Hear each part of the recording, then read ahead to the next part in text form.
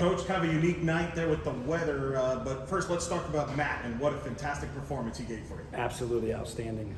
Obviously, you see the no runs and the one hit, but he didn't get to a 3-ball count all night. Fastball was in the zone the whole time, mixed in some really good sliders, was competitive. It's exactly what we needed coming off the weekend. Couldn't be more proud of the way that he did that. And it's been 3 to 4 weeks between starts, and for him to go out there and do that against a really good Stetson team, that's exactly what we needed.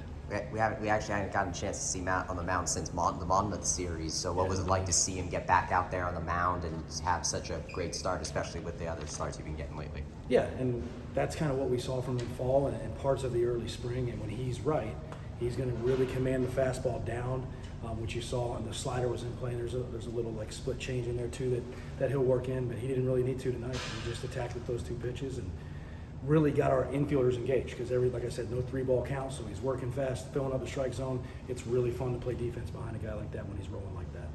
4 2/3 perfect before that error happens.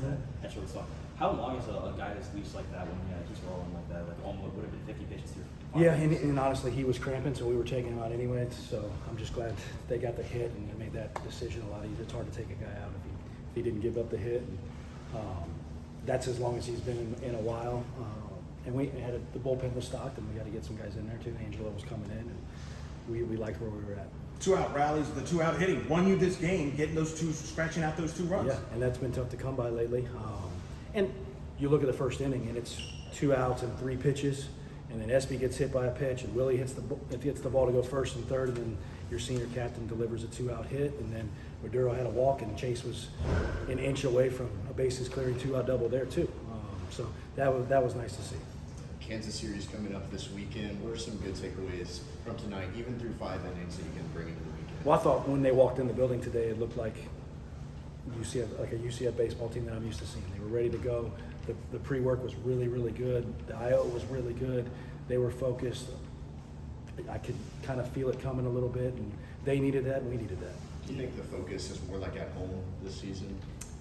No, because I thought the guys were focused out at BYU too. It's hard to win in this league, and it's hard to win on the road in this league. And when you play the way we did last weekend, and give somebody all the free bases that we gave them and hand it to them, it's going to be really hard to win a college baseball game. And I don't think that matters to them. They were ready to play tonight, and we'll see if we can continue to do that. What see Sauce all the weekend, obviously, like not today either. Yeah. What's the status? He's unavailable right now. We look to get him back here soon. What does it mean to you to see them respond after Jacksonville and Cincinnati? What was it like for you to see them respond and break the losing streak today? Well, I think they were excited to play today.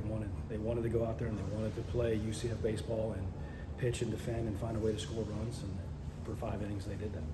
Obviously, the weather got kind of weird there, the lightning and then the rain. Can you just tell us about what took place there, and the pace of the game really helped you get this in? Yeah, well, I mean, we both played clean baseball on each side, on both sides of it, and Coach and I talked, Coach Shrimper and I talked about how long we would actually sit around and wait. And once we got to the 9 o'clock, which is the Big 12 rule, we can't start at 9:30, and the Lightning's not after 9:30, and after the Lightning's not stopping, they got no reason to sit around here on a bus. That's not fair to them either, and fair to our guys. And like, we couldn't start now if we wanted to. So there's a rule where you cannot resume a game or start after Correct. 9:30 in the Big 12. Okay. Correct.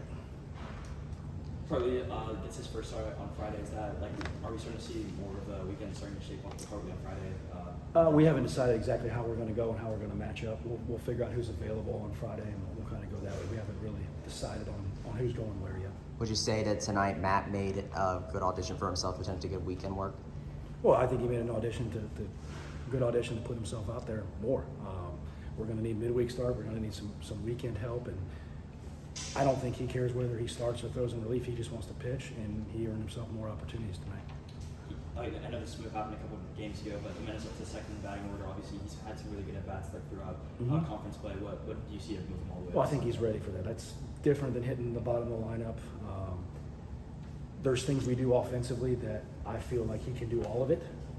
And then it kind of lengthens out those top 5 guys. And I think it's, if Ross is rolling and he's rolling, and then you got Espinal and Williamson and Bodecker, like that really lengthens out that top of the 5. And I think those 5 kind of work well together. Yeah, you also put an emphasis on you playing UCF baseball all season. What has been the difference, or what was the difference today based off the relative to other couple games? I mean, I think we pitched at the level that we're capable of pitching. Matt went out there and pitched like you've seen our guys pitch for most of the year. Like up until last weekend, we don't walk guys. We're pretty efficient on the pitch count stuff, and for whatever reason this weekend we didn't compete in the strike zone enough, and Matt did. So hopefully we get back to doing what we're capable of.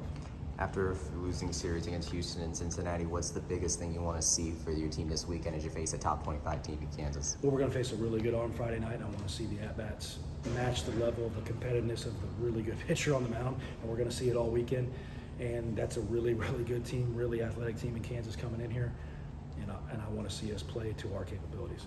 And when we play the way we're capable, we can play with anybody in the country. That's good. Awesome. Best of luck, Coach. Thank you, guys.